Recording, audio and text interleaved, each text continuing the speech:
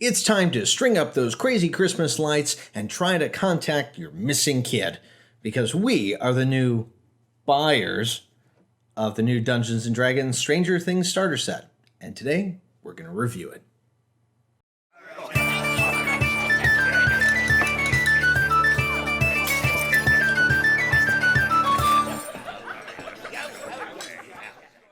Welcome to the Home Brew Crew. I'm Tony. This is Sean, and I'm sitting here with my Millie Bobby Brown signed Stranger Things actually hat. Signed too, Yep, so it's real. There it is. I'm actually going to put I'm actually going to put this down because we don't want to get this dirty or anything like that. But we are reviewing today the new Dungeons & Dragons starter set for Stranger Things. Very fitting that Stranger Things comes out today. Yeah, it's actually been out for a little while. And if you do have a chance, be sure to pick one of these up. As we learned in D&D, things are not in print forever. So. No, that's true, and we are very, very excited to have this one. Yeah. So you do get a lot inside of the box here. So they do give a couple of dice, the typical blue dice that you always get. Yep. You also get a nice starter set rulebook, and it's a little. It's kind of similar to what we saw in like the Fandelver one. So you have the basic rules, so that way you can actually start playing. And they even give you a couple of character sheets if you want to like make a paladin or a warrior or things like that. However, the coolest thing about this is actually the adventure itself, because this is a handwritten, and I mean handwritten adventure, and it is a fantastic thing. It's the same one that they play in the first season of Stranger Things, and you also get your Demogorgon figures. You actually get two of them. But this brings up a great opportunity to really talk about homebrewing and changing things, because we want to show you something. Go ahead and show the Demogorgon figure that they give you. So this is the one that they give you in the box if you haven't seen it before. So it looks like you get two of those. Yeah, this one actually painted, has color, one not. Yeah. And this is what a Demogorgon really looks like, or the Demogorgon really looks like. So you can kind of see a little bit of a difference between the two of those. Once they look side by side, a little different. Oh, yeah, a little bit. No lashing arms, right? No two heads. Yeah. But it's very important to look at it this way, is that in D&D, you can change something to be whatever you want it to be, just as long as it fits your campaign. Yeah, and this starter set is actually a great example of what that means. If you watch Stranger Things before, they give you this idea of what a Demogorgon actually is. Now, in actual D&D 5e, the Demogorgon is very different. However, just as you can in your own homebrew campaign, you can take an existing creature, something that's already kind of have a lore behind it, and change it for however you need it to be. If you don't want it to have multiple heads, or if you need it to be blind, or if you need it to be in this certain area, you're more than welcome to do that, and it helps add to your own homebrew campaign, and it helps kind of create your own world.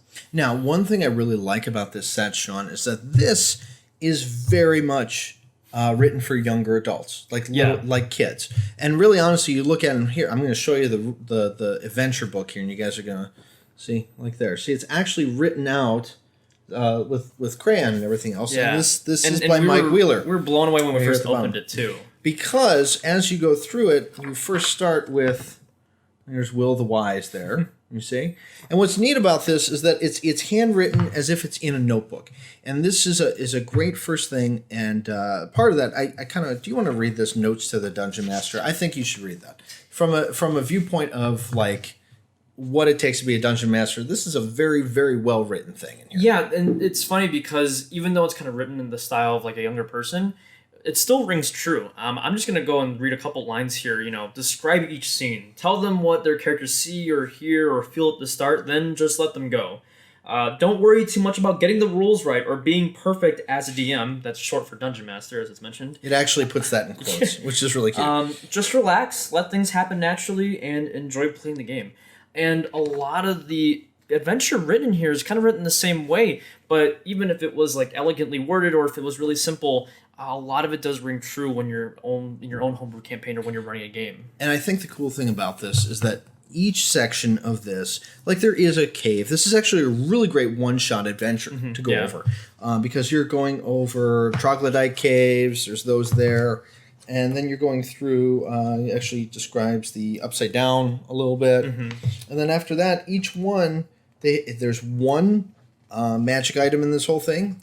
You've got the Demogorgon, who looks like he's asking for the waitress to come to his table. Excuse me, Pardon. And it's important to note, I never got my water. And it's important to note that the one thing that I like about this is that you actually start at level 3, which is basically where most classes actually get a lot of their nice features when you get to pick a subclass. Nobody wants to play level 1 anyway. Oh yeah, 1 and 2. It's like, yeah, it's whatever. But it is a really, really well-written, short one-shot that you can do with just about anybody. In fact, this to me says, let's find a community center and teach some kids how to play D&D. Absolutely. It's a great starter set because it actually introduces all the basic tiers of D&D. You have combat, you have social interaction, and you have exploration, all of which is covered in the entire adventure. Now, I want to read the conclusion on this. It says, if the characters kill the Thessal Hydra, they have successfully completed this adventure. When they chomp off the creatures' heads and bring them to Sir Tristan, he will welcome them as conquering heroes, shower them with treasure, and grant each one a boon, as long as it is within his power to do so.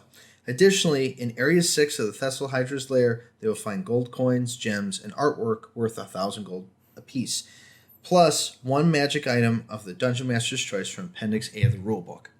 Now, in the rulebook, it's a very simplified version of the rulebook, yes, and it does also have some Stranger Things themes to it. But I think it's really great that it shows, okay, this is how you run it, this is exactly what you do, this is what you say, but don't stress about it.